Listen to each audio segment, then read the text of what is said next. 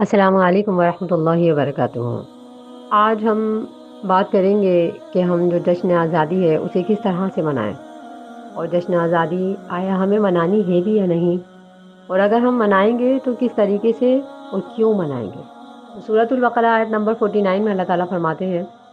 وَإِذْ نَجَّيْنَاكُم مِّنْ آلِ فِرْعَوْنَ يَسُومُونَكُمْ سُوءَ الْعَذَابِ يُذَبِّحُونَ أَبْنَاءَكُمْ وَيَسْتَحْيُونَ نِسَاءَكُمْ وَفِي ذَلِكُمْ بَلَاءٌ مِّن رَّبِّكُمْ عَظِيمٌ۔ اور تم اس وقت کو یاد کرو جب ہم نے تمہیں آل فرعون سے نجات دی، جو کہ تمہیں بہت برے عذاب پہنچایا کرتے تھے۔ یذبحون ابناءکم، وہ تمہارے بیٹوں کو ذبح کر دیا کرتے تھے اور تمہاری عورتوں کو زندہ چھوڑ دیا کرتے تھے، اور تمہارے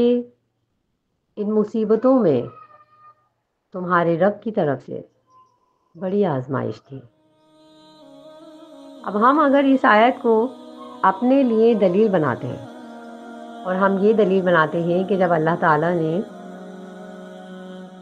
بنی اسرائیل کو یہ کہا کہ تم اس وقت کو یاد کرو کہ جب اللہ تعالیٰ نے تمہیں آل فرعون سے نجات دی، تو ہمیں بھی گویا کہ ایک آزادی ملی، اور ہمیں مختلف اقوام سے اللہ تعالیٰ نے، ہمارے دشمنوں سے اللہ تعالیٰ نے ہمیں نجات دی، تو ہمیں بھی اس دن کو سیلیبریٹ کرنا چاہیے اور اس دن کو یاد کرنا چاہیے۔ اگر ہم اس آیت سے یہ دلیل لیتے ہیں تو اس آیت پر غور کرنے سے ہمیں یہ پتہ چلتا ہے کہ اللہ تعالیٰ نے اس آیت کا جو مقصد بنایا، اس یاد کا جو مقصد نازل فرمایا ہے، وہ بلاء من ربکم عظیم کے اندر ہے۔ یعنی کسی بھی بات کا کوئی نہ کوئی مقصد ضرور ہوتا ہے، اور اللہ تعالیٰ نے یہ جو حکم بنی اسرائیل کو دیا کہ تم اس دن کو یاد کرو، تو اس کا مقصد کیا تھا، اس کی وجہ کیا تھی؟ اس کی وجہ تھی کہ ذالکم بلاء من ربکم عظیم، بلائے عظیم۔ اگر ہم بلائے عظیم پہ غور کرتے ہیں تو بلائے عظیم کا مطلب کیا ہے؟ بلائے عظیم، بلا کہتے ہیں آزمائش، حکمت عظیمہ کو بھی بلائے عظیم کہا گیا ہے، کہ اللہ تعالیٰ یہ فرماتے ہیں کہ یہ جو ہم نے تمہیں سب کچھ آزمایا، اور آزمائش میں تم نے جو صبر کیا ہے، تو یہ تمہارے لیے ان تمام واقعات کے اندر بلاء من ربکم عظیم، تمہارے رب کی طرف سے بڑی آزمائش تھی۔ تو جو اس آزمائش میں پورا اترا وہ کامیاب ہو گیا، اور جو اس آزمائش میں پورا نہ اترا تو وہ اللہ کی گرفت میں آ گیا۔ ہمارے لیے یہ بات بھی غور کرنے کے لیے ہے کہ ہم اس سے جشن کی دلیل لیتے ہیں یا بلائے عظیم کی دلیل لیتے ہیں۔ یوم آزادی کو منا سکتے ہیں، لیکن اللہ یہ فرماتے ہیں کہ اس آزادی کے دن کو منانے کے لیے تمہیں یہ بات اچھے سے یاد رکھنی ہے کہ یہ آزادی جو تم منا رہے ہو، یہ جو ہم نے تمہیں مصیبتیں دی تھی، تقریباً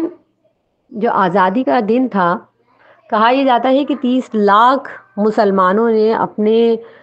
جانیں دے کر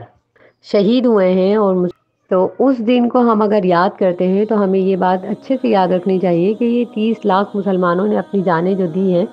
تو ہم اس کو کس طریقے سے سیلیبریٹ کریں گے۔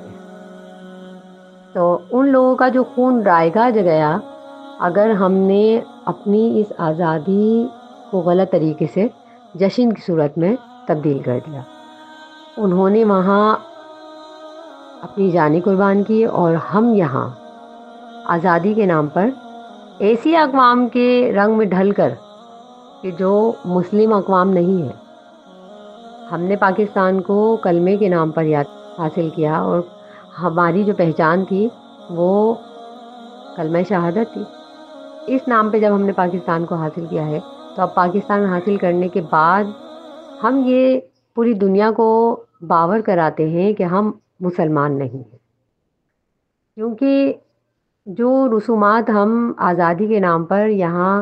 اپنے بچوں سے کروا رہے ہیں، یا یہ کہ ہم خود رسومات ادا کر رہے ہیں، تو یہ مسلمانوں کے طور طریقے نہیں ہیں، یہ مسلمانوں کی رسومات نہیں ہیں۔ یہ گانے باجے، جشن ہیں، یہ مختلف قسم کے میلے ٹھیلے ہیں، یہ تمام چیزیں یہ مسلمانوں کے طور طریقے نہیں ہیں۔ تو اگر ہم نے یہ اسلام کے نام پر پاکستان حاصل کیا ہے، تو ہمیں اسلامی روایات کو زندہ کرنا پڑے۔ تو اللہ تعالیٰ یہ فرماتے ہیں ہم نے جو تمہیں آزمایا تھا اس کے اندر ایک بڑی آزمائش ہے، اور وہ یہ ہے کہ اگر کسی نے اس بات پہ صبر کر لیا ہے تو وہ کامیاب ہے، اور اگر کسی نے صبر نہیں کیا اور بے صبری دکھائی ہے، اور اسی طریقے سے جو ہم آج مسلمان اپنے رنگ بدل کر پوری دنیا کے سامنے یہ ابھر رہے ہیں، وہ دن بدن اس چیز میں اضافہ ہی ہوتا جا رہا ہے، اچھائی دکھائی نہیں دیتی ہم۔ ہمارے مسلمان بچے گلی گلی یہ جو باجے گاجے بجاتے پھرتے ہیں، کیا ہم نے اس بات پہ غور کیا کہ یہ باجے کس قوم کی علامت ہے؟ یہ یہودیوں کی علامت ہے، عیسائیوں کی علامت ہے، مسلمانوں کی علامت نہیں۔ یہ عیسائی ہونے کی دلیل ہے، یہودی ہونے کی دلیل ہے۔ تو ہم تو اپنی شناخت کھو بیٹھے۔ ہم جو پاکستان حاصل کر کے یہاں آزادی سے سانسیں لے رہے ہیں، اس کا مطلب یہ ہے کہ ہم جھوٹے ہیں، اپنے وعدے میں جھوٹے ہیں، ہم اپنے قول و اقرار میں جھوٹے ہیں، ہم اپنے حصول میں جھوٹے ہیں۔ تو پیغام یہی ہے کہ جب بھی ایسی کوئی آزمائش آ جائے، اس میں اسلامی روایات کو زندہ کریں، اس میں اللہ کا اور اللہ کے نبی صلی اللہ علیہ وسلم کا نام بلند کریں، تاکہ آزمائش میں پورے اتریں۔ کیونکہ جو آزمائش میں پوری نہیں اترتی اقوام، وہ ذلیل و خوار ہو جاتی ہے، پستی کا شکار ہو جاتی ہے، جیسے کہ آج ہم مسلمان دن بدن پستی کا شکار ہوتے چلے جا رہے ہیں۔ سبحان ربک رب العزت عما یصفون وسلام علی المرسلین والحمد للہ رب العالمین۔